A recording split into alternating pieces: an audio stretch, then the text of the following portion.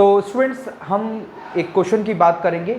ये केवल एक क्वेश्चन नहीं होने वाला है, इस क्वेश्चन में कई सारी चीज़ें एक साथ हम लोग बात करेंगे और ये क्वेश्चन में कई सारी चीज़ें हम लोग फाइंड करेंगे जो कि आपको भी फाइंड करने के लिए बोला जा सकता है। अगर आपने क्वेश्चन नोट नहीं किया है तो पहले आप क्वेश्चन नोट कर लें, ठीक है, वीडियो को पॉज करके, ठीक है, उसके बाद फिर हम लोग क्वेश्चन डिस्कस करें। चलिए, तो बात करना क्या है, इस क्वेश्चन में दिया क्या गया है और फाइंड क्या क्या कर सकते हैं। देखिए, find the image of a point. Okay, एक पॉइंट हमारे पास इस तरह से होने वाला है और इस पॉइंट की हमें एक इमेज फाइंड करना है। तो इतना सा तो हमें पता है कि जब भी हमें इमेज फाइंड करना है तो एक मिरर लाइन या लाइन ऑफ सिमेट्री तो हमें रिक्वायर्ड ही होगी, ठीक है। इन द लाइन दिस, यानी कि ये हमें एक लाइन दे दी गई, इस लाइन यानी कि हमने एक पॉइंट माना, पॉइंट पी, और इस पॉइंट की हमें इमेज इस लाइन के अबाउट फाइंड करना है। तो हमें ये पता है ये पी डैश हमारा होने वाला है, जो कि हमें क्या करना है, फाइंड करना है। मैं क्वेश्चन इरेज कर दूंगा, पहले ही मैं बता दे रहा हूँ, तो पहले चीज़ें आप समझ लें क्योंकि क्वेश्चन बड़ा होने वाला है। दूसरी चीज़, हमें इस P से क्या फाइंड करना है, P डैश। पहला मैं यहाँ मार्क कर दे रहा हूँ और आपने भी नोट कर लें कि इस एक ही क्वेश्चन से हम लोग क्या क्या चीज़ें फाइंड कर सकते हैं। तो पहला रहेगा इमेज ऑफ आ पॉइंट, पहली चीज, ठीक है, मैं सर्कल कर दे रहा हूं, इमेज ऑफ द पॉइंट। दूसरा, equation of the line joining the points and image, इन दोनों को ज्वाइन करने वाली लाइन की equation, equation of line passing through P dash. कौन सा कॉन्सेप्ट यूज होगा, यहां कॉन्सेप्ट यूज होगा equation of a line when the line passing through two given points. बच्चे पता क्या करते हैं, बच्चे यहां पर इक्वेशन निकाल के आते हैं, क्लास 11th का concept, equation of a line when the line passing through two given points, जो कि रहती है y minus y1 is equals to y2 minus y1 upon x2 minus x1 into x minus x1, जहां पर आपको 0 marks दे दिया जाता है, ठीक है। यहां हम क्लास 11 के कॉन्सेप्ट को यूज नहीं कर रहे हैं, यहां हम equation of a line in 3D when the line passing through these two given points, ये दूसरा क्वेश्चन आ गया, ठीक है। तीसरा क्वेश्चन जो कि इसमें कहा गया है, इसके अलावा भी अभी हम बात करेंगे, ठीक है। तीसरा क्वेश्चन रहने वाला है आपका क्या, तीसरा question also find the length, यानी कि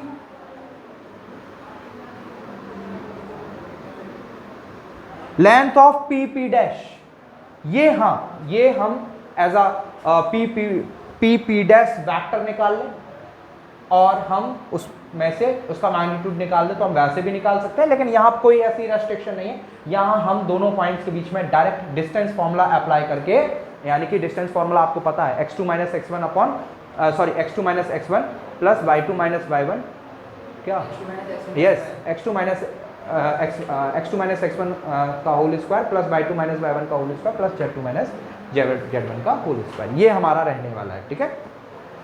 नाउ तो लेंथ के लिए हम direct distance formula under root में मतलब से जो रहते हैं उसको यूज कर सकते हैं डायरेक्ट, ठीक है। अब जो इसमें नहीं पूछा लेकिन पूछा जा सकता है वो रहेगा 4th प्लेस पर, coordinates of foot of the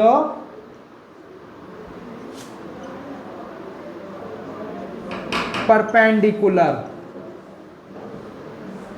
तो ये 4th पार्ट क्या क्या और क्या निकाल सकते हैं हम, coordinate of foot of the perpendicular, ठीक है। यानी कि जब P से हम इस लाइन के अबाउट परपेंडिकुलर बनाएंगे, जिसको मैं M पॉइंट कह दे रहा हूं, तो M क्या है, फुट ऑफ परपेंडिकुलर, ठीक है। ये 4th पार्ट हो गया, ठीक है। 5th है length from point to foot of the perpendicular. यानी कि ये 5 क्वेश्चंस आपके इस एक क्वेश्चन से हम कंप्लीट करेंगे। पहला, फुट ऑफ द इमेज कैसे फाइंड कर सकते हैं। दूसरा, equation of a line from point to image, length from point to image, foot of the perpendicular, length from point to foot of the perpendicular. आ रही बात समझ में कि नहीं? तो यहां पर ये 5 क्वेश्चन हम एक बार में डिस्कस करने वाले हैं। चलिए, तो नोट नहीं किया अगर क्वेश्चन, तो मैं फिर से कह रहा हूं क्वेश्चन नोट कर लीजिए, क्योंकि क्वेश्चन मैं इरेज करूंगा। ठीक है, चलिए तो बात करेंगे। पहले तो हमें एक क्लियर डायग्राम चाहिए जिसमें हम समझ पाए कि करना क्या है। तो लिसन, मैं क्या कर रहा हूं, मैं यहां पर एक डायग्राम बना ले रहा हूं कि मेरा ये पॉइंट हो गया P, जो कि कितना दिया गया है 2, -1, 5, और ये लाइन हो गई जो कि कितनी दी गई है x - 11/10 is equals to y + 2/-4 is equals to 7 + 8/-11। Done. तो ये लाइन की इक्वेशन हो गई। अब अरे -1 और 5, ठीक है। तो पहली चीज मैंने अभी आपको 5 यानी कि 5 टॉपिक्स जो है वो नोट कराए हैं। उन 5 टॉपिक्स में से पहला टॉपिक हम पढ़ रहे हैं कि जब भी हमें इस तरह का सिचुएशन दी जाए कि एक पॉइंट दिया जाए और एक इक्वेशन ऑफ लाइन दी जाए, तो हम सबसे पहले क्या ये m निकालते हैं। पहला टॉपिक हमेशा, चाहे कुछ भी दिया गया हो, पहले तो फुट ऑफ द परपेंडिकुलर ही निकलेगा। ठीक है, पहला टॉपिक पढ़ रहे हैं क्या, फुट ऑफ द परपेंडिकुलर। ठीक है, तो मैंने माना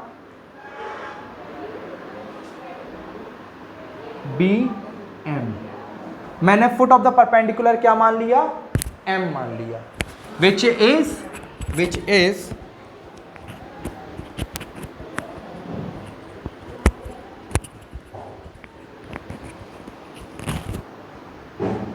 x, y, z,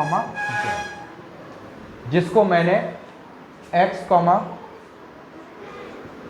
y, z, ठीक है, माना हुआ है। ठीक है, चलिए, ठीक है। तो हम बात करेंगे कि हमने सबसे पहले M पॉइंट जो है वो हमने क्या किया, फुट ऑफ द परपेंडिकुलर, मैं लिख दे रहा हूं, let foot of the perpendicular M, ठीक है, M x, y, z है। ठीक, तो लिसन, M कहां लाई कर रहा है, अबाउट द लाइन। ठीक है, लाइन पर लाई कर रहा है, on the line. So lambda अगर मैं देखूं तो यहां पर कुछ हमें ये रेशियोज में दिए गए हैं जो कि इक्वल है, तो मतलब से ये प्रोपोर्शनेट है।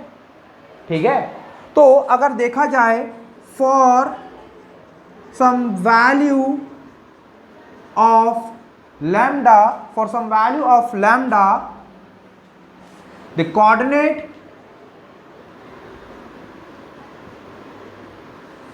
ऑफ M क्या होंगे, x, y और z। लैम्डा की किसी वैल्यू के लिए देखो, लैम्डा की कोई ना कोई एक स्पेसिफिक वैल्यू होगी इस लाइन पर जिसमें हमें x, y और z में तीनों मिल जाएंगे एक वैल्यू पुट करने पर, हाँ या ना।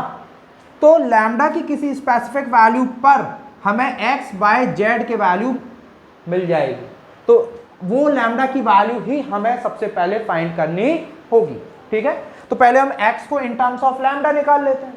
तो x in terms of lambda क्या आएगा, देखो इस 10 को इधर इनटू किया और 11 को वहां ले गए, तो x क्या आएगा, 10 लैम्डा प्लस 11। जो y है वो क्या आएगा, -4 lambda minus 2।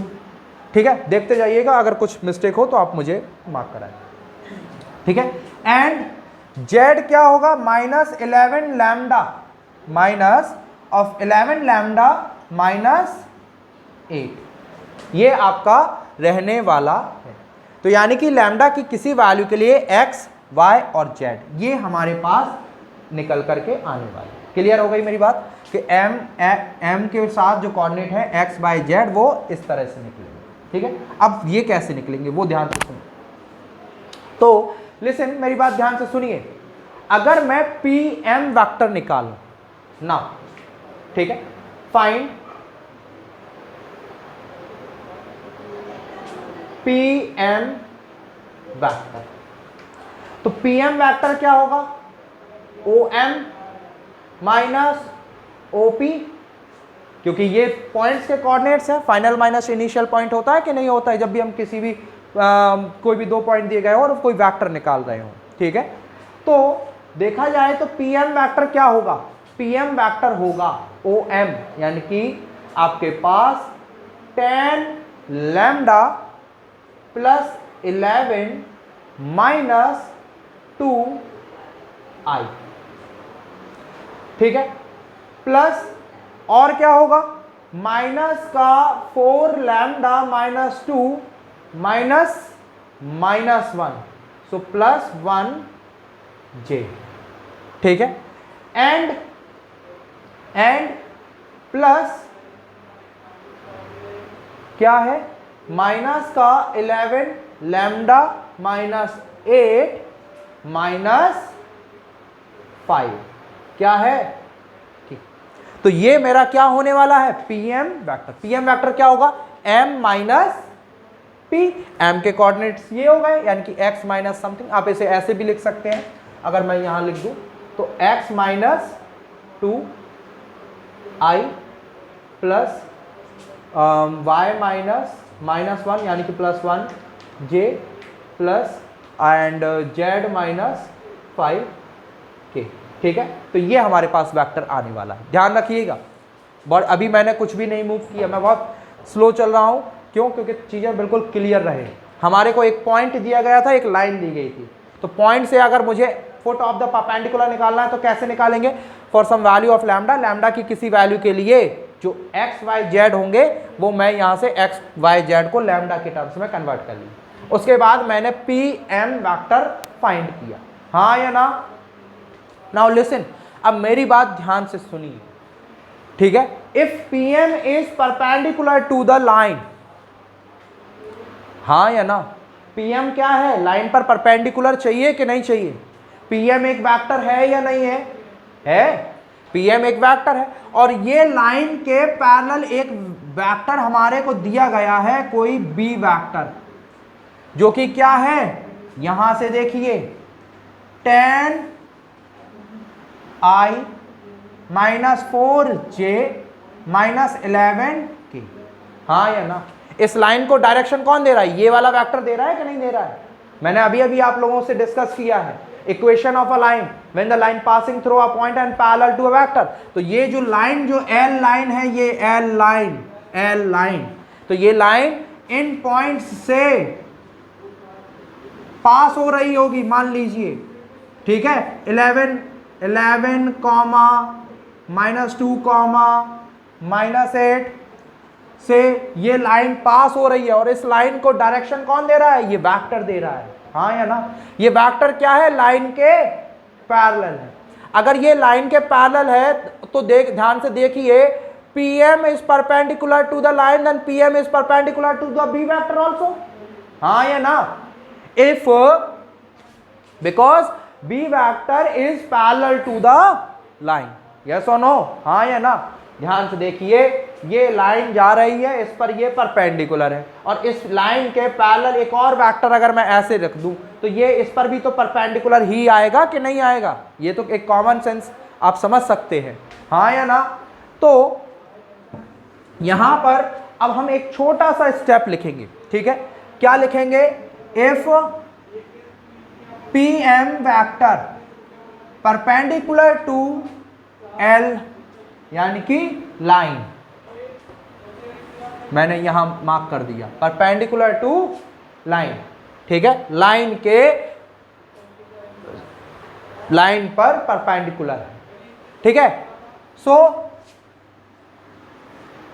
PM vector perpendicular to B vector also,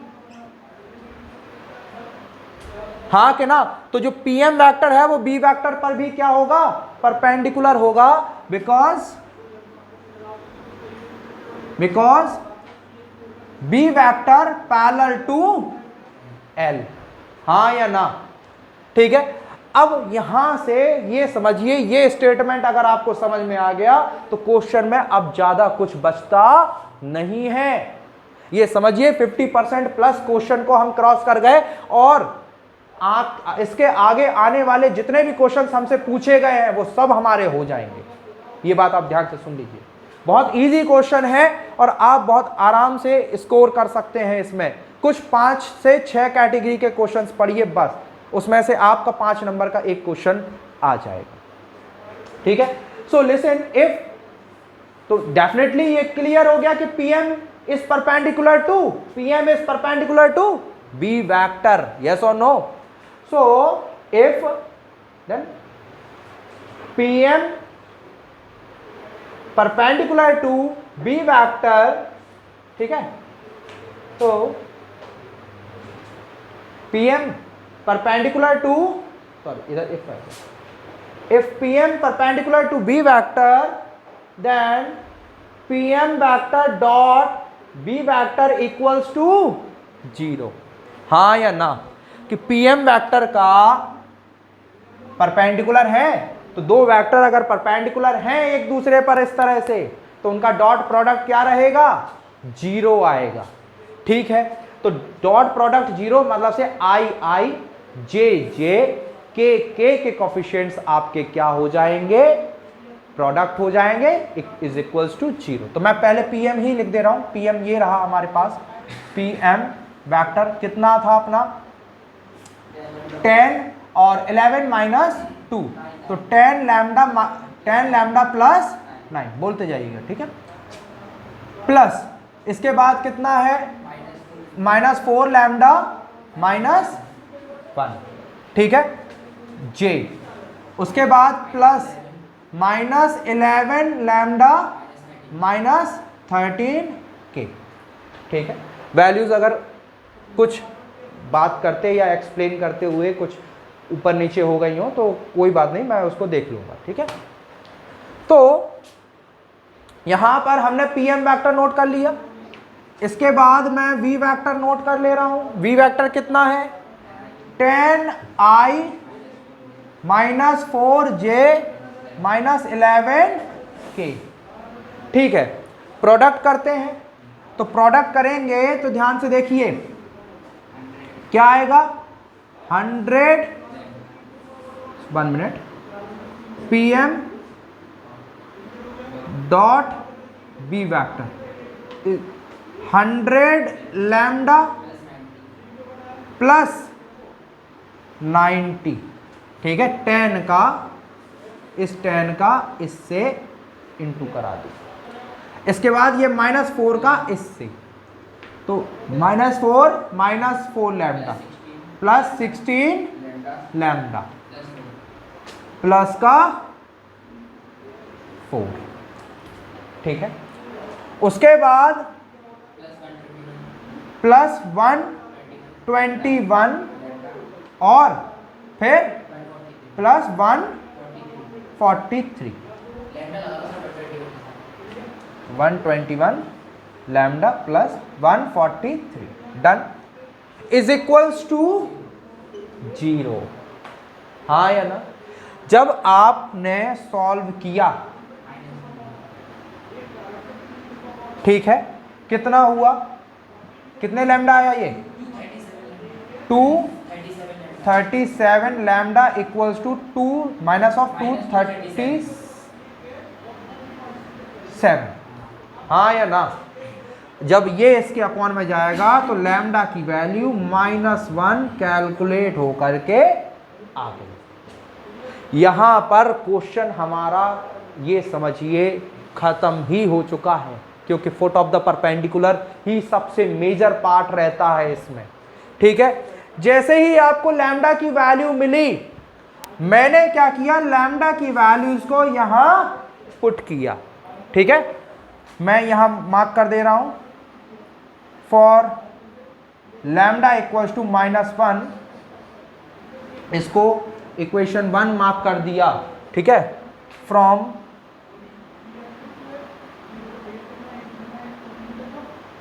equation 1।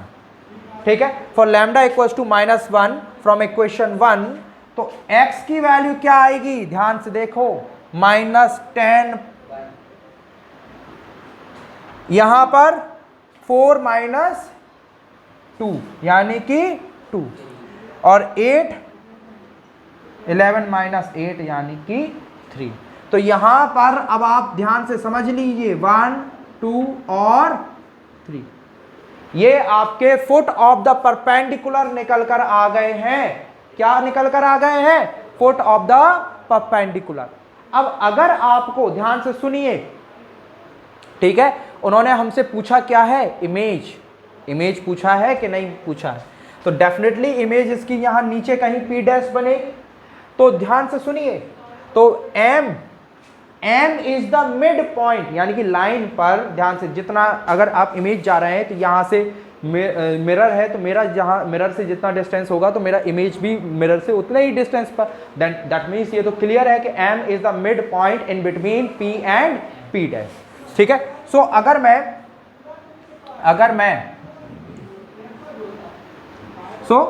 Late M यानी कि M के कोऑर्डिनेट्स क्या है, x y z की जगह मैं ये नोट कर दूं, 1, 2, 3 is the midpoint, M is the midpoint in between P and P dash।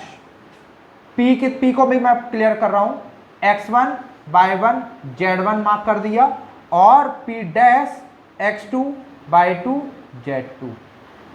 ठीक है, हाँ या ना। तो अब ध्यान से देखिए, और P जो है वो x1, y1, z1 की जगह मैं P को भी, और ऐसे ये x1, y1, z1 मैंने यहां मार्क कर दिया, तो मैं P को लिख रहा हूं क्या, 2, -1, 5। अब आपको क्या फाइंड करना है, P डैश निकालना है ना। P डैश के कोऑर्डिनेट्स क्या है, x2, y2, z2। तो हम जानते हैं, we know that mid point formula,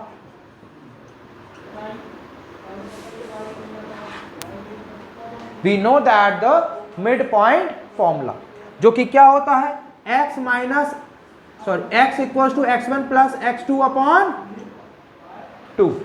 done. तो x equals to x1 plus x2 upon 2, जब हम इसमें वैल्यूज पुट करेंगे, ठीक है, तो क्या आएगा मेरे पास, x कितना है, x तो मेरे पास है यहां पर 1 is equals to 2 plus x2 upon 2। तो ध्यान से देख लो, यहां पर x2 की वैल्यू 0 आ रही है।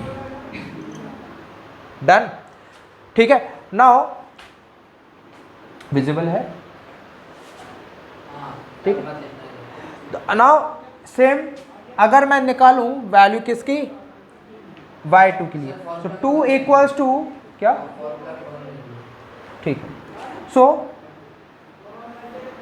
2 इज इक्वल्स टू y1 कितना है, माइनस का 1 प्लस y2 अपॉन 2, तो यानी कि 4, और ये कितना आ गया, y2 की वैल्यू 5 आ गई। सेम फॉर z कितना है अपना,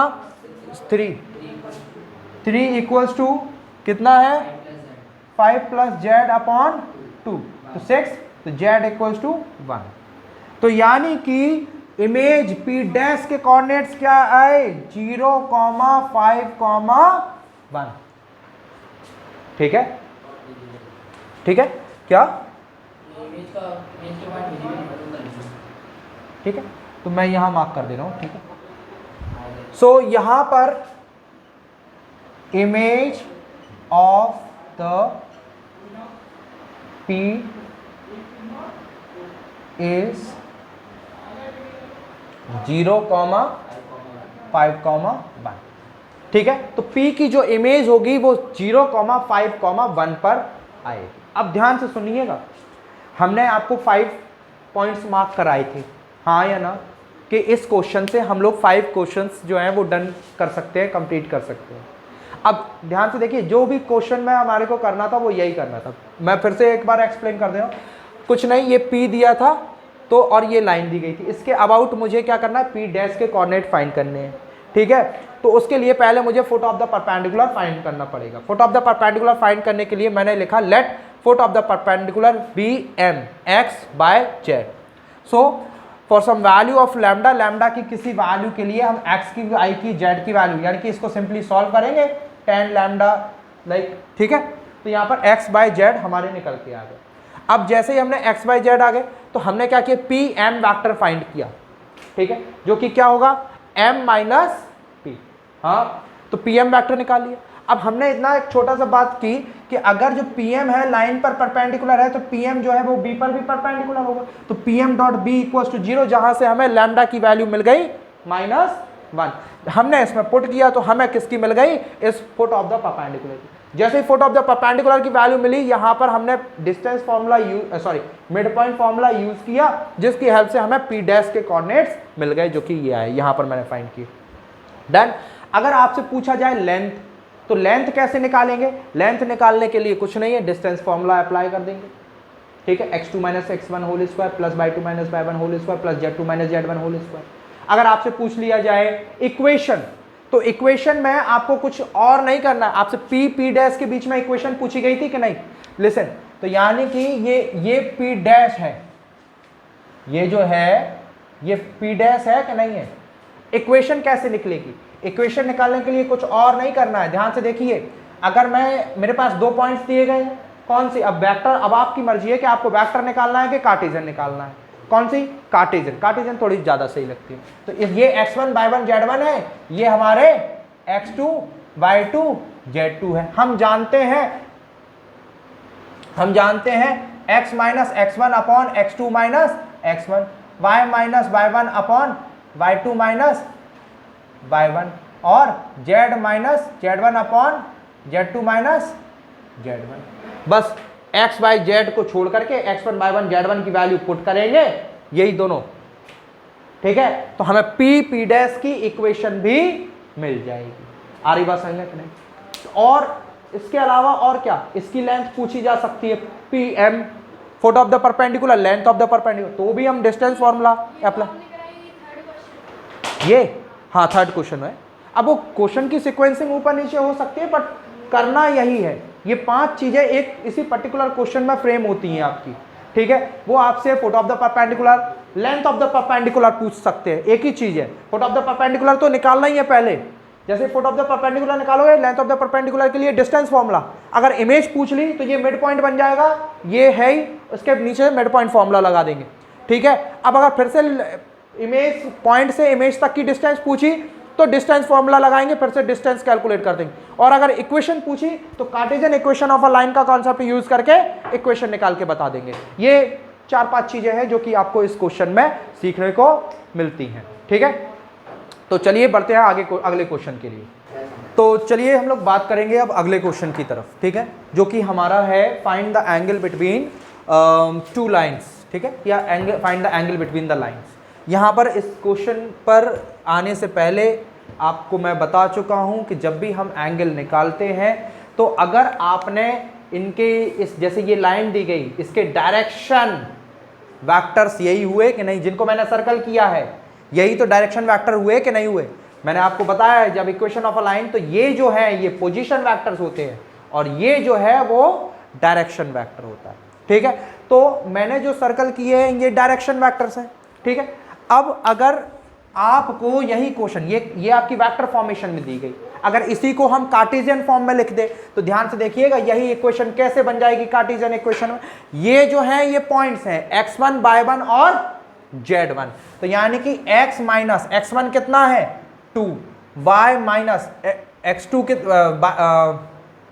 y1 कितना है -5 यानी कि +5, और z माइनस कितना है 1 अपॉन यहां कितना है 3 2 6। तो ध्यान से देखिए, अगर आपको वेक्टर इक्वेशन दी गई है या कार्टेशियन इक्वेशन दी गई है, दोनों में करना एक ही चीज है। ध्यान से देखिए, मैं फिर से कह दे रहा हूं, यहां पर डायरेक्शन रेशियोज यहां से मिलते हैं, और अगर वेक्टर दी गई है तो डायरेक्शन रेशियोज या डायरेक्शन वेक्टर यहां से मिलेगा। क्लियर हो गई मेरी बात कि नहीं? अब आपको अगर एंगल फाइंड करना है तो ध्यान से मेरी बात समझ लीजिएगा, b1 vector equals to b1 vector is equals to कितना है 3i + 2j + 6k। अगर आपको कार्टेशियन दी गई है तो 3i + 2j + 6k यहां से ले लेंगे, ठीक है। और जो b2 वेक्टर होगा वो कहां से होगा, यहां से होगा, क्या i + 2j + 2k, ठीक है। अगर मैं इसी इक्वेशन को कार्टेशियन फॉर्म में कन्वर्ट करूं, यही सेम इक्वेशन को मैं किस में कन्वर्ट करूं, कार्टेशियन इक्वेशन में, तो जो कि क्या होगी x - 7/1, ठीक है। y -6 यानी कि प्लस का 6 अपॉन कितना है 2, और z तो है ही नहीं, तो z - 0 अपॉन z1 नहीं है ना यहाँ पर, सॉरी y1 नहीं है, ठीक है। z1 कितना है -6, तो +6 यहां पर आएगा 2, ठीक है। j वाला कंपोनेंट नहीं है ना, k वाला कंपोनेंट तो है, तो k वाला z के साथ जाएगा, j वाला y के साथ। तो ये आपको इस तरह से मिल जाएगा। दोनों ही केस में आपको जो ध्यान रखना है, आपका ध्यान होना चाहिए किस पर, केवल और केवल b1 b2 क्या है, b1 b2 वो वेक्टर्स हैं जो इन दोनों लाइन को डायरेक्शन दे रहे हैं। उसके बाद एंगल का फॉर्मूला आपको फाइंड कर देना है, cos theta equals to b1 dot b2 upon magnitude of b1 vector and magnitude of b2 vector. अब इंटू करा दीजिए, 3 × 1 कितना आएगा, 3 × 1 प्लस 2 × 2 प्लस 6 × 2, डन। उसके बाद नीचे ध्यान से देख लीजिए, 3 का स्क्वायर 2 का स्क्वायर और 6 का square into 1 square plus 2 square plus 2 square. इसको सिंप्लीफाई करेंगे, आपका एंगल आ जाएगा। आप cos थीटा, और थीटा अगर आपके पास स्टैंडर्ड रेशियो आया तो ठीक है, नहीं तो theta equals to cos inverse के फॉर्म में आप मार्क कर देंगे, ठीक है। ये क्वेश्चन डन हो गया, ठीक है। इसी से मिलता जुलता एक क्वेश्चन और मैं डिस्कस करूंगा जहां पर परपेंडिकुलरिटी की बात करेंगे, ठीक है, और उसमें हमें एक मिसिंग कंपोनेंट जो है वो जो कि फाइंड करना पड़ेगा। तो पहले ये क्वेश्चन नोट कर लीजिए, फिर हम लोग एंगल से रिलेटेड ही दूसरा क्वेश्चन जो है हम डिस्कस करते हैं, ठीक है। तो स्टूडेंट्स, ये भी एंगल से रिलेटेड क्वेश्चन है, ठीक है, जिसमें हमारे को एक मिसिंग कंपोनेंट निकालना होता है। यहाँ वो आपसे एंगल नहीं फाइंड करने के लिए कह रहा है, लेकिन यहाँ उन्होंने हमारे को एक कंडीशन दी गई है, आर एट राइट एंगल। अब ध्यान से सुनिए मेरी बात को, इसमें और किस किस तरह से क्वेश्चन जो है वो आपसे पूछा जा सकता है। यहाँ पर कई और कैटेगरीज में आपसे क्वेश्चन पूछा जा सकता है। राइट एंगल की जगह वो आपसे कह दे are the perpendicular, find the value of P so that the lines are perpendicular. Perpendicular means मतलब से तब भी राइट एंगल ही तो फॉर्म करेंगे। दूसरी बात, वो आपको P कंपोनेंट यहाँ से यहाँ पर फाइंड करने के लिए कहा गया है, लेकिन शायद किसी में ना दें। वो आपसे सीधा सीधा ऐसा क्वेश्चन कह दे, show that the given lines are perpendicular. तो दोनों ही केस में हमें क्या करना है, सेम कॉन्सेप्ट यूज करना है। क्या? अब ध्यान से देखो, जब लाइन हमारी परपेंडिकुलर है तो जो जब भी हम एंगल की बात कर रहे हैं तो जो वेक्टर जो उसको डायरेक्शन दे रहा है, हम उनके बीच में एंगल निकाल रहे हैं ना, कहीं नहीं। जो हमारे पास आर एक vector equal to a vector plus lambda b vector है, ये हमारा मेन है कि नहीं है एंगल के लिए। ये वेक्टर के बीच में अगर हमने एंगल निकाल लिया b1 और b2 के बीच में, तो क्या होगा, तो हमें वही जो एंगल वेक्टर्स के बीच में आएगा वही एंगल तो हमारा लाइंस के बीच में आएगा कि नहीं आएगा। तो यहां पर क्या है कि अगर दो इक्वेशंस दी गई हैं, चाहे ये हमारे को कार्टेशियन में दी गई हो या वेक्टर में दी गई हो। कार्टेशियन में दी गई होंगी तो भी हो जाएगा, वेक्टर में दी गई होंगी तो भी हो जाएगा, बस आपको कन्वर्जन थोड़ा सा देखना पड़ेगा, ठीक है। अगर वेक्टर में दिया गया है, कन्वर्जन नहीं तो आपको बस केवल ये बी फाइंड करना है कि बी कैसे, वेक्टर में तो तुरंत निकल के आ जाता है, कार्टेशियन में थोड़ा सा देखना पड़ता है, ठीक है। अब एक और चीज आप लोगों को यहाँ पर हम डिस्कस कर ले रहे हैं, वैसे क्वेश्चन तो बहुत छोटा सा है लेकिन कुछ चीजें हम और डिस्कस कर ले रहे हैं, ठीक है। जैसे आपके पास यहाँ ये स्टैंडर्ड फॉर्म तो नहीं है कार्टेशियन इक्वेशन की, x माइनस x1 तो नहीं यहाँ फॉर्म हो रहा है, यहाँ पर 1 माइनस x है, तो पहले हमें इसे स्टैंडर्ड फॉर्म में लाना पड़ेगा। स्टैंडर्ड फॉर्म में ये कैसे बनेगा, यहां से माइनस कॉमन ले लिया अगर मैंने तो क्या बनेगा, x माइनस 1 अपॉन माइनस 3, हाँ या ना। पहले मैं कार्टेशियन पर ही बात कर ले रहा हूं, फिर वेक्टर के लिए हम लोग बात कर लेंगे। फिर 7 अगर मैं इसमें से कॉमन लूं तो क्या होगा, y माइनस 2 अपॉन, और वो 7 मैं क्या कर रहा हूं 2p बाय 7 कर दे रहा हूं, हाँ या ना। ना उसके बाद यहां देखिए ये ठीक है z माइनस 3 अपॉन 2, ठीक है। तो इसमें मुझे कोई चेंज नहीं करना पड़ा, यहां चेंज करना पड़ेगा, हाँ करना पड़ेगा। यहां पर मैंने माइनस 7 कॉमन लिया तो x minus 1 upon 3p bye minus का 3p बाय 7 बन जाएगा। यहां क्या बनेगा, यहां बनेगा y माइनस 5 अपॉन 1, और यहां क्या बनेगा, यहां अगर मैं माइनस कॉमन ले लूं तो z माइनस 6 अपॉन माइनस 5, हाँ या ना। अब ध्यान से देखिए, यहां हमें स्टैंडर्ड फॉर्म तो नहीं दी गई थी तो हमने स्टैंडर्ड फॉर्म में कन्वर्ट किया। अब अगर कार्टेशियन फॉर्म में तो स्टैंडर्ड में हम इस तरह से कन्वर्ट कर पाए, लेकिन अगर वेक्टर में कन्वर्ट करने के लिए दी जाएगी तो वो कैसे दी जाएगी, ध्यान से देखिएगा। वो आपको ऐसे दे देंगे, मैं एग्जांपल लिख रहा हूं एक रफली, 2 प्लस 3 लैम्डा आई प्लस 5 प्लस 2 लैम्डा जे प्लस 7 प्लस 3 लैम्डा के। अभी तक आपको कैसे मिलती थी, ऐसे मिलती थी ना कि पोजीशन वाला ए अलग है और डायरेक्शन वाला बी वेक्टर अलग था, लेकिन यहां तो लैम्डा के साथ मिक्स कर दिया है, तो इसको अलग अलग करेंगे।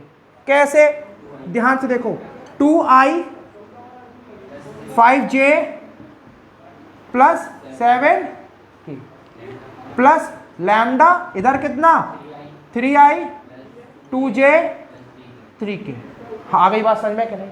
तो यहां हमें जो बी वेक्टर बनेगा वो यहां से मिलेगा, और जब वेक्टर फॉर्म दी गई होगी तो उसमें बी वेक्टर यहां से मिलेगा। अगर इस तरह से दी जाएगी तो इस फॉर्मेशन में हम कन्वर्ट कर लेंगे, ये बात आप थोड़ा सा ध्यान रखेंगे, इस फॉर्मेशन में कन्वर्ट कर लेंगे। कैसे, मैं ज्यादा नहीं कहता हूं, मैं कहता हूं आप उन्हीं क्वेश्चंस को लगाएं, तब भी आपसे कई क्वेश्चंस जो है लगना शुरू हो जाएंगे। ये एनसीईआरटी का क्वेश्चन है, आप इसी को प्रैक्टिस करें, इसी के जैसा क्वेश्चन मिलता है, ठीक है। तो ध्यान से देखिए, यहां पर हमें b1 और b2, b1 वेक्टर क्या है, b1 equals to 3i plus 2p by 7j plus 2k, मैं कैप नहीं लगा रहा हूं, आप लगा सकते हैं, ठीक है। b2 वेक्टर क्या लिया हमने, माइनस का 3p by 7i plus j minus 5k, आ रही बात समझ में कि नहीं। तो ये b1 वेक्टर हो गया और ये हमारा b2 वेक्टर हो गया, क्लियर हो गई मेरी बात। अब जब b1 और b2, ध्यान से देखिए ना, if the lines are at right angle, मतलब से राइट एंगल पर है, मतलब से b1 vector dot b2 vector is equals to 0 आएगा। मल्टीप्लाई कर लो, 3 इंटू माइनस का 3p by 7 plus 2p by 7 into 1 plus 2 into minus 5 is equals to, इसको सिंप्लीफाई आप कर देंगे तो आपको वैल्यू मिल जाएगी किसकी, p की। मल्टीप्लाई कर लीजिए और इस वैल्यू को यहाँ एलसीएम वगैरह लेकर के आप p की वैल्यू इजीली फाइंड कर सकते हैं। मैं फिर से बता दे रहा हूँ, अगर ये दोनों लाइंस कैसी हैं, राइट एंगल पर है, परपेंडिकुलर है, तो मतलब से इनके बीच में एंगल कौन बनाते हैं, जब भी लाइंस होते हैं तो हम लोग वेक्टर्स, जो डायरेक्शन वेक्टर्स होते हैं उनको ही लेते हैं कि नहीं लेते, तो वही डायरेक्शन वेक्टर्स लिए। अगर ये परपेंडिकुलर है तो डायरेक्शन वेक्टर्स का डॉट प्रोडक्ट क्या आएगा, 0 आएगा। तो डायरेक्शन वेक्टर्स का डॉट प्रोडक्ट हमने क्या कर दिया, 0 कर दिया, और यहां पर ये क्वेश्चन हमारा डन हो जाता है। ये 3 नंबर में अक्सर देखने को मिल जाता है।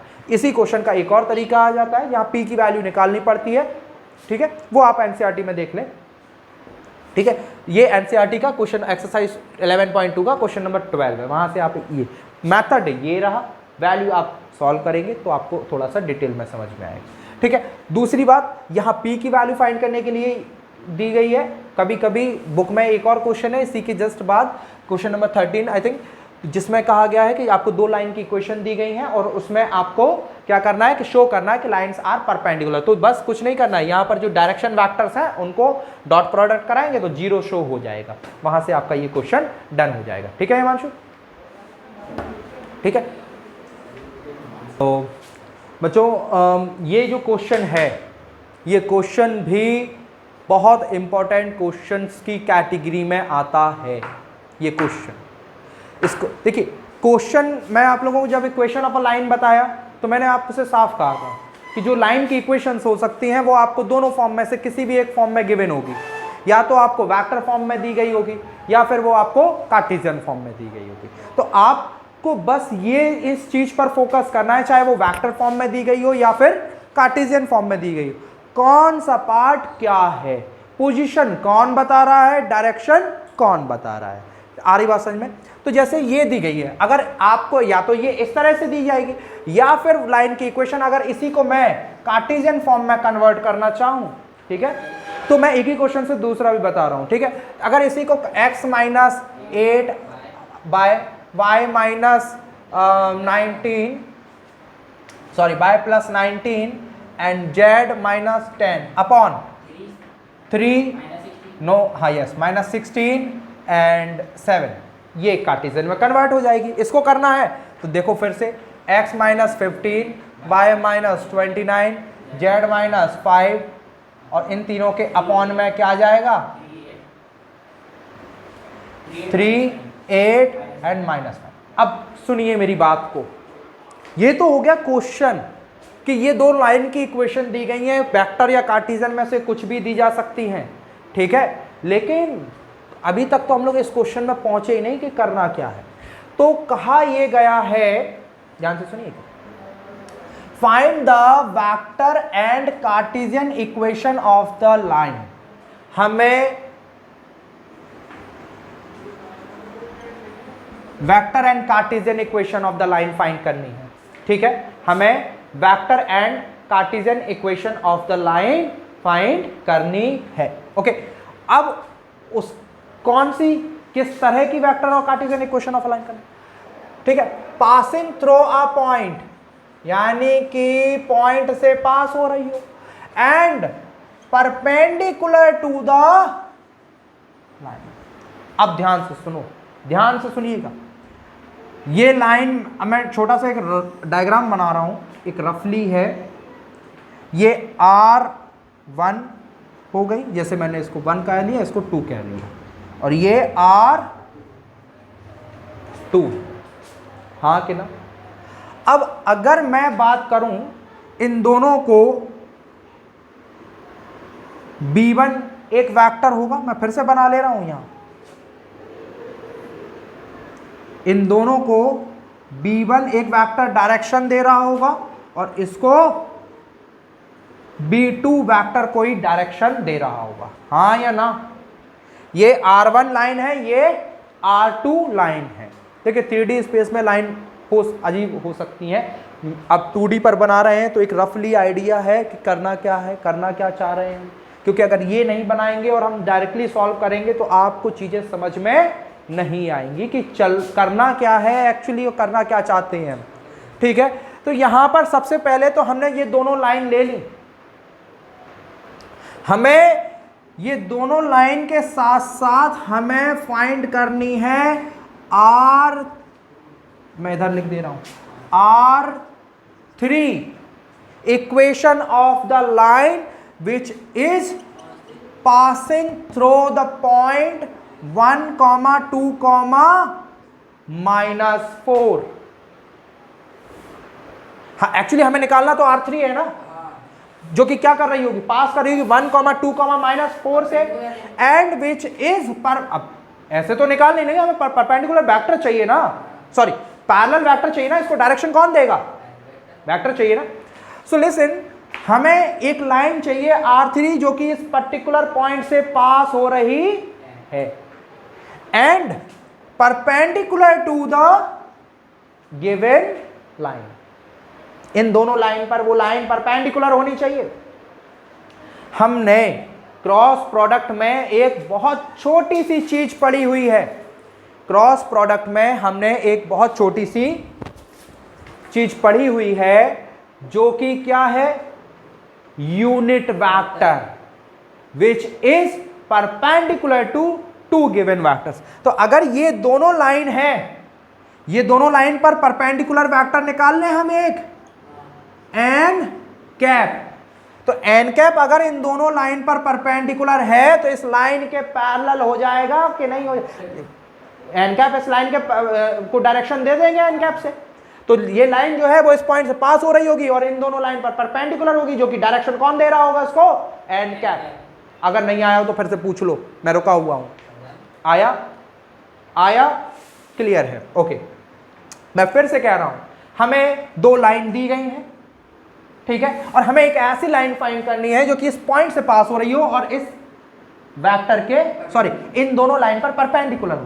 तो हमें एक लाइन की इक्वेशन निकालने के लिए एक पोजीशन वेक्टर चाहिए और एक डायरेक्शन वेक्टर चाहिए, जो इस वेक्टर की डायरेक्शन होगी वही इस लाइन की वेक्टर की डायरेक्शन। अगर हम ये एक ऐसा वेक्टर निकालें जो इन दोनों पर परपेंडिकुलर हो, तो ये लाइन भी तो परपेंडिकुलर हो जाएगी कि नहीं हो जाएगी। तो इन दोनों लाइन पर परपेंडिकुलर वेक्टर निकालना, तो वो कॉन्सेप्ट कहां से लेंगे, n cap, unit vector perpendicular to the two given vectors. तो अब अगर unit vector perpendicular to two given vectors लेना है, तो अगर ये यूनिट वेक्टर, ध्यान से सुनिएगा, ये यूनिट वेक्टर जो है वो इन दोनों लाइन पर परपेंडिकुलर है, तो इन दोनों वेक्टर्स पर भी तो परपेंडिकुलर होगा कि नहीं। तो इन दोनों वेक्टर्स की हेल्प से हम एन कैप फाइंड करेंगे, ठीक है। Now let n cap is a unit vector. देखिए ये क्वेश्चन बड़ा है, समझ ही नहीं, बस अगर ये डायग्राम आपने समझ लिया तो क्वेश्चन में कुछ बचता नहीं है और 5 नंबर का क्वेश्चन एज इट इज आ जाता है। आ रही बात समझ में मेरी कि नहीं। तो हम बात कर रहे हैं n cap is a unit vector, n cap is a unit vector perpendicular to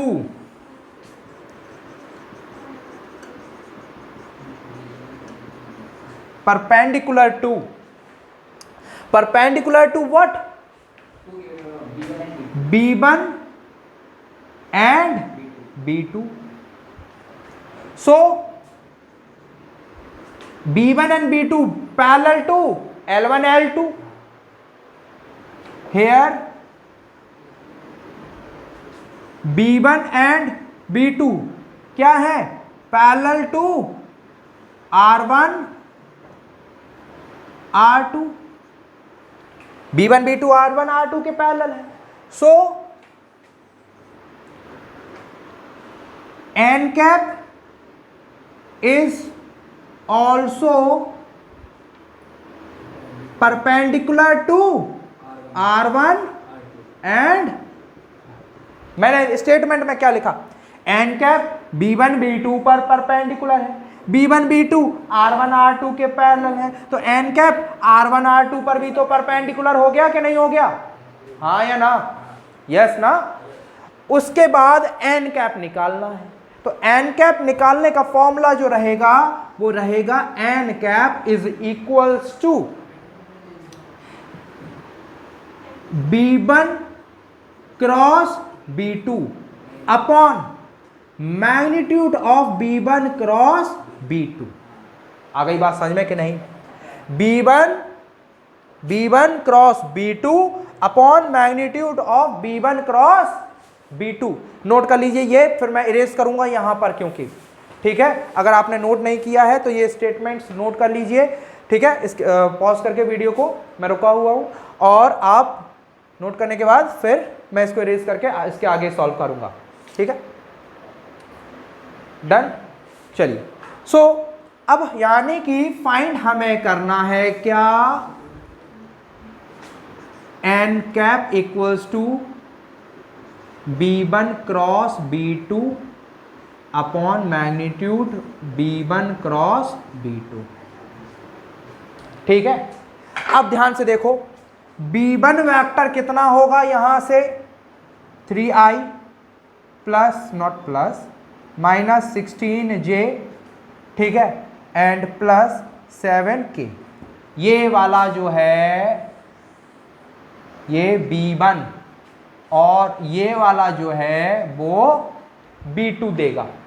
तो B2 कितना रहेगा, B2 रहेगा 3i plus 8j minus 5k। Done. तो पहले ये दोनों चीजों को हम अलग से कैलकुलेट कर लेते हैं। B1 क्रॉस B2 निकालने का डिटरमिनेंट का हमारा फॉर्मूला रहेगा i j k। B1 के कोफिशिएंट्स कितने हैं, 3 माइनस 16 एंड प्लस 7k।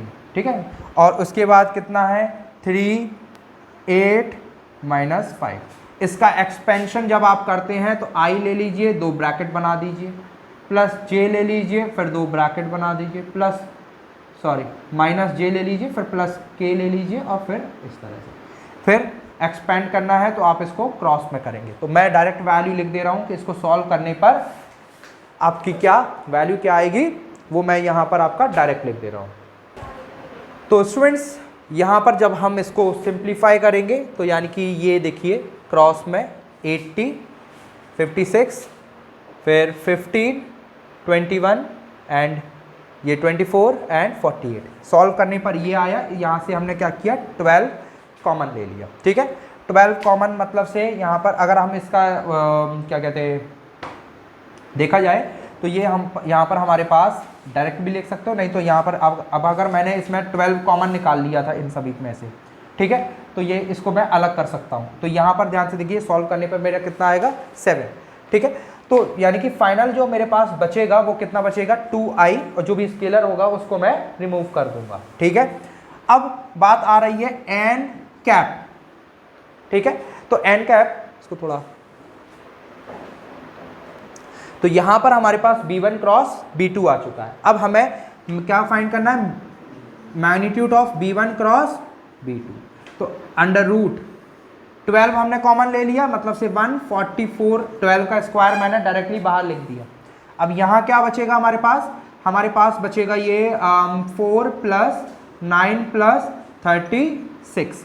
तो फाइनली ये हमारे पास कितना आ जाएगा 12 इंटू 7। ओके, ये हमारे पास कितना आ गया 12 इंटू 7। अब मैं अगर एन कैप की बात करूं तो ध्यान से देख लो, एन कैप क्या होगा, यहां पर 12, ठीक है, 2i plus 3j plus 6k upon यहां क्या आएगा 12 इंटू 7। डन। तो ये मेरे पास एन कैप आ चुका है। ठीक है, जल्दी से पहले आप इतना एन कैप की वैल्यू जो हमने फाइंड की यहाँ पर वो आप नोट कर लें, 1/7 और फिर कितना है 2i plus 3j plus 6k। ठीक है, मैं यहाँ लिख दे रहा हूँ 1/7 2i plus 3j plus 6k। Okay, अब तो ठीक है, तो ये आप एन कैप की वैल्यू मार्क कर लें जल्दी से। ठीक है, डन। मैं इरेज कर दूं, चलिए। तो जैसे ही मैंने एन कैप की वैल्यू फाइंड की, ठीक है, यानी कि एन कैप क्या कर रहा है, जो मुझे लाइन की इक्वेशन निकालनी है उसको क्या कर रहा है, डायरेक्शन दे रहा है।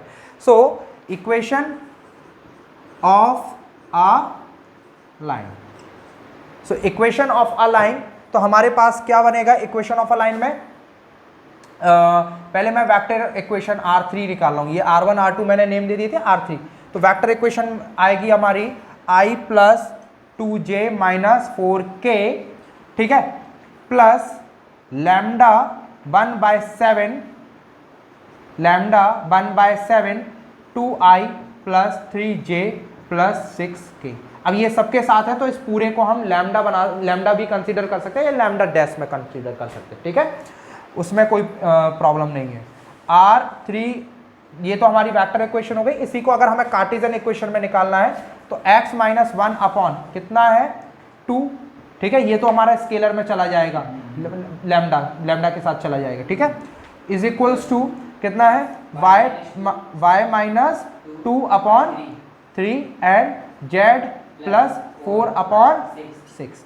ये हमारी कार्टेशियन इक्वेशन आ जाएगी, ये हमारी वेक्टर इक्वेशन आ जाएगी, which is passing through the point 1, 2, -4 and perpendicular to the 2 given line. ये भी एक अच्छा क्वेश्चन है, इंपॉर्टेंट है और आपसे अक्सर पूछ लिया जाता है, एग्जाम में देखा गया है कई बार, ठीक है, प्रीवियस ईयर के कई सैंपल पेपर्स में ये क्वेश्चन आपको एज इट इज मिलेगा, बस वैल्यूज में अंतर आएगा, बाकी सॉल्व करने का पैटर्न यही है, ठीक है। चलिए बढ़ते हैं अगले क्वेश्चन की तरफ, ठीक है, कि यहाँ पर हमें चेक करना होगा कि लाइंस जो है वो इंटरसेक्टिंग है या नहीं है, और अगर इंटरसेक्टिंग है तो पॉइंट ऑफ इंटरसेक्शन क्या होगा, ठीक है। चलिए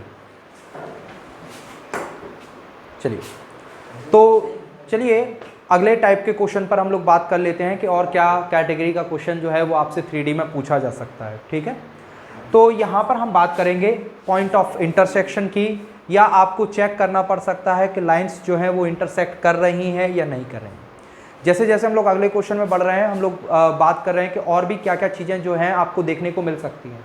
जैसे कि मुझे अभी यहाँ तक याद आ रहा है कि इस क्वेश्चन में जैसे देखा जाए, यहाँ आपको लाइन की इक्वेशंस दी गई हैं, बट अगर किसी क्वेश्चन में वो आपको पॉइंट्स दें, 4 पॉइंट्स दें, और वो कहें कि चेक कीजिए कि लाइंस इंटरसेक्टिंग हैं या नहीं है, तो वहाँ आपका काम थोड़ा बढ़ जाता है। पहले आपको उन पॉइंट्स की हेल्प से लाइन की इक्वेशन निकालनी पड़ेगी। आ रही बात समझ में? मेरी बात समझिए ध्यान से। अगर इक्वेशंस डायरेक्टली दी गई हैं और उन्होंने कुछ पूछा है तो हम सॉल्व कर लेंगे, बट अगर उन्होंने इक्वेशंस ही नहीं दी तो पहले आपको इक्वेशन निकालनी पड़ेगी, पहले कॉन्सेप्ट से कि equation of a line passing through 2 given points और passing through a point and parallel to a vector. तो ये भी पार्ट आपके लिए एक्स्ट्रा बढ़ सकता है। हम यहाँ पर बात कर रहे हैं मेनली कि हमारे पास टाइप्स ऑफ क्वेश्चंस क्या हो सकते हैं और उन क्वेश्चंस को बेसिकली कैसे हमें डील करना है और उनकी इजी सॉल्विंग क्या हो सकती है। आ रही बात समझ में कि नहीं? यहाँ पर हम इक्वेशंस नहीं बना रहे हैं, अभी इक्वेशंस आपको ऑलरेडी बनी हुई मिल रही हैं। क्लियर है? तो ध्यान से देखिए, इफ दीज 2 लाइन्स, मैं कंसीडर कर लेता हूं, if these 2 lines are intersecting, pause, if these 2 lines are intersecting, ठीक है, if these 2 lines are intersecting, like अपने को ध्यान से समझिएगा, मैं डायग्राम के थ्रू लिख रहा हूं, एक लाइन ये दे दी, एक लाइन ये दे दी, लाइन 1 की, देखिए जरूरी नहीं है कि लाइन में हमेशा आप, अगर एक क्वेश्चन आपने कार्टेशियन फॉर्मेशन से सीखा तो वो कार्टेशियन फॉर्म में ही मिलेगा, वो आपको वेक्टर इक्वेशंस भी दे सकते हैं। तो अगर आपने कार्टेशियन से सीखा कोई प्रॉब्लम नहीं है, आप कन्वर्ट कर लीजिए, वेक्टर दिया है, अब वेक्टर को कार्टेशियन में कन्वर्ट कर लीजिए एंड देन इंटरसेक्टिंग वाला सॉल्व कर लीजिए आप। आ रही बात? इस वेक्टर को कार्टेशियन में कन्वर्ट करना कितना मुश्किल है, ये बड़ा इजी है। ये x1 y1 z1, ये a b c नीचे लिख दीजिएगा, जो लैम्डा के बाद जो a b c होंगे वो यहाँ आ जाएंगे, यस नीचे आ जाएंगे, और x1 y1 z1 ऊपर आ जाएंगे, हाँ या ना? नाउ सो लाइन 1 के लिए मैं x plus 1 upon 3, y plus 3 upon 5 और z प्लस 5 अपॉन 7, ये लाइन 1 हो गई। लाइन 2 के लिए क्या है? x minus 2 upon 1, y minus 4 upon 3, z minus 6 upon 5, ये दोनों लाइन दी गई हैं। अगर ये दोनों प्रोपोर्शनेट हैं तो किसी लैम्डा की वैल्यू और किसी म्यू की वैल्यू इनमें प्रोपोर्शनेट आएगी कि नहीं आएगी? कोई लैम्डा या म्यू एक वैल्यू आएगी। तो लिसन, अगर ये इंटरसेक्ट कर रही है तो पॉइंट ऑफ इंटरसेक्शन क्या होगा? x होगा, y होगा और z होगा, ठीक है, for some value of lambda and mu, ठीक है। तो देखा जाए, ठीक है, तो अगर इससे निकाला जाए, ठीक है, ध्यान से देखिए, फॉर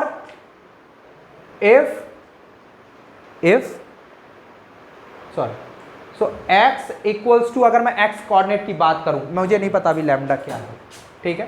सो मैंने क्या किया, x इक्वल्स टू क्या आया, lambda 3 lambda minus 1, y equals to कितना आया, 5 लैम्डा माइनस 3, और z कितना आया, 7 लैम्डा माइनस 5। डन।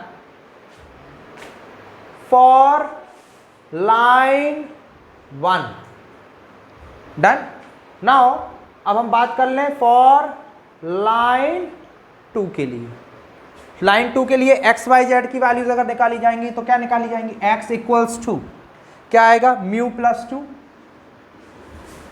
हाँ या ना, y equals to 3 mu plus 4, cut तो नहीं रहा, and z is equals to 5 mu plus 4, sorry plus 6, sorry. Done. So listen, line 1 के लिए x की वैल्यूज ऐसे निकल सकती हैं, फॉर लाइन 2 के लिए एक्स वाई जेड की वैल्यूज ऐसे निकल सकती हैं। If the lines are intersecting, if the lines are intersecting, then if the lines are intersecting, then x for some value of lambda or mu x, ये equation 1 2 3 4 5 6 से क्या हो जाएंगे, कोलैप्स कर जाएंगी, इक्वल हो जाएंगे उनके, ठीक है। For if the lines are intersecting, then ये वाला x, इस लाइन का x और इस लाइन का x, लैम्डा और म्यू की किसी वैल्यू के लिए सेम हो जाएगा कि नहीं हो जाएगा, तो 3 lambda minus 1 equals to mu plus 2, इसको सॉल्व करेंगे तो क्या बनेगा, 3 lambda minus mu equals to 3, equation 1 mark कर लिया। कोई दिक्कत आई अभी तक, नहीं आई। Now second, 5 lambda minus 3 is equal to 3 mu plus 4, तो क्या आएगा,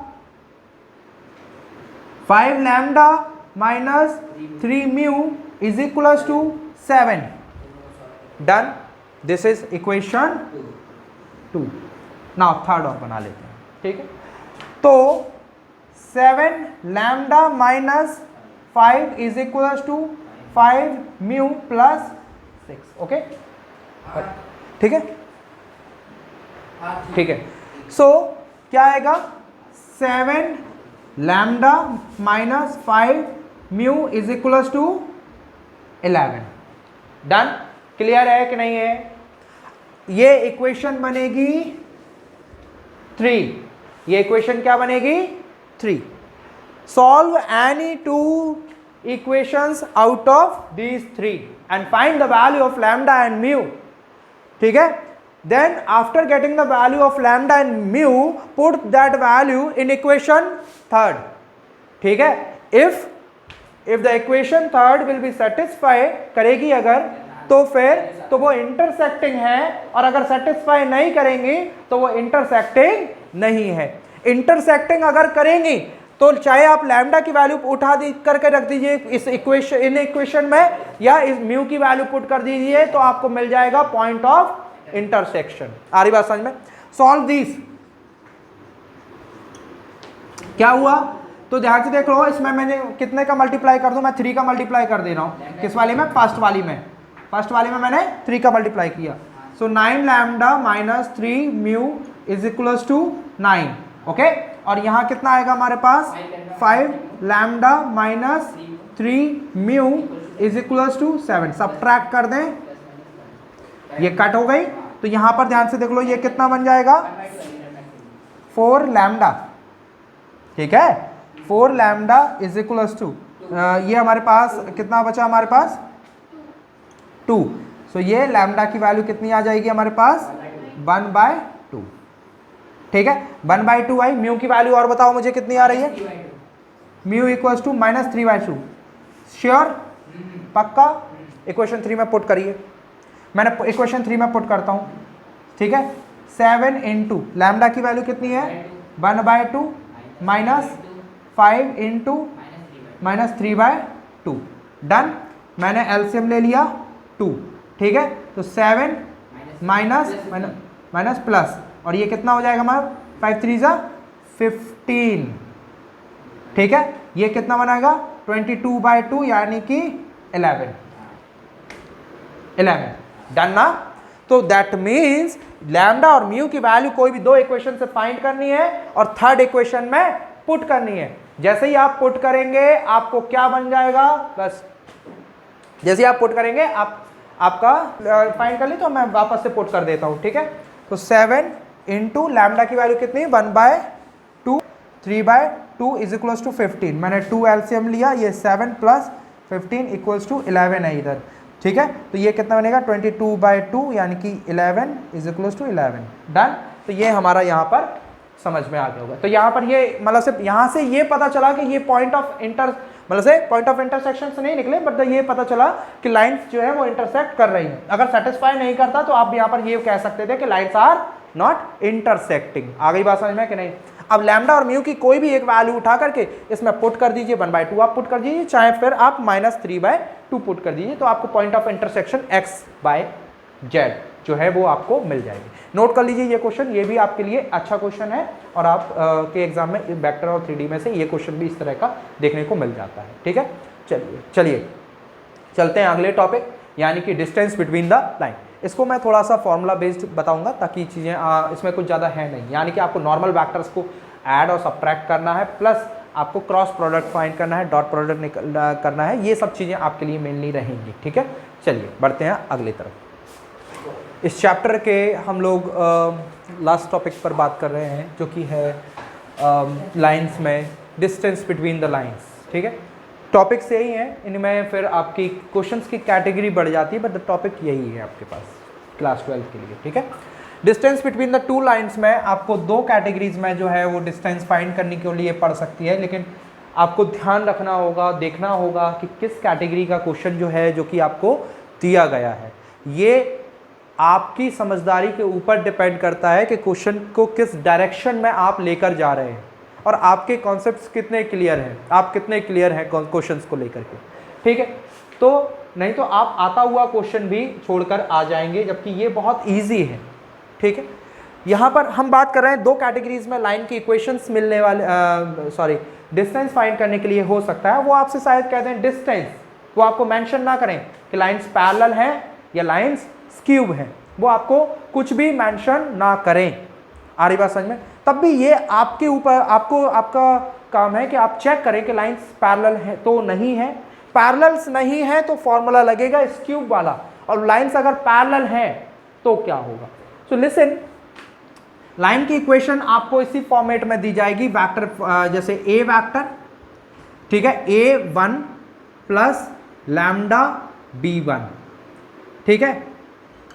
ये R1 लाइन की इक्वेशन हो गई, और R2 इक्वेशन क्या होगी a2 plus lambda b2।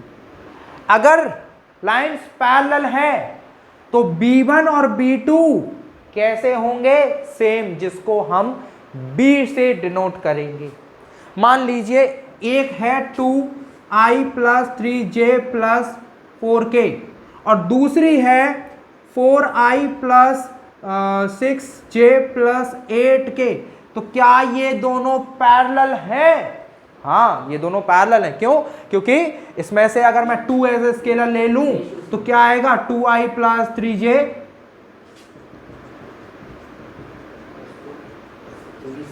To अगर कहूं तो ये b सेम बन गया कि नहीं बन गया, और ये 2 जो है वो लैम्डा के साथ शिफ्ट हो जाएगा, उसमें कोई प्रॉब्लम नहीं आएगी। तो ये आपका काम है कि आपको चेक करना है कि लाइंस पैरेलल है या नहीं है, ठीक है। तो जब आप चेक कर लेंगे कि अगर दोनों में सेम आ रहा है, या फिर b1 b2 दोनों के रेशियोज निकाले आपने, b1 बाई b2 मतलब से जो आप रेशियोज निकाले a1 by a2 b1 by b2 c1 by c2, ठीक है, i j k के जो वेक्टर है उनके i j k के कोफिशिएंट्स का रेशियो निकालते हैं, तो अगर वो आपका सेम आता है तो आप वैसे भी चेक कर सकते हैं कि आपकी लाइंस जो है वो पैरेलल है या नहीं है, ठीक है।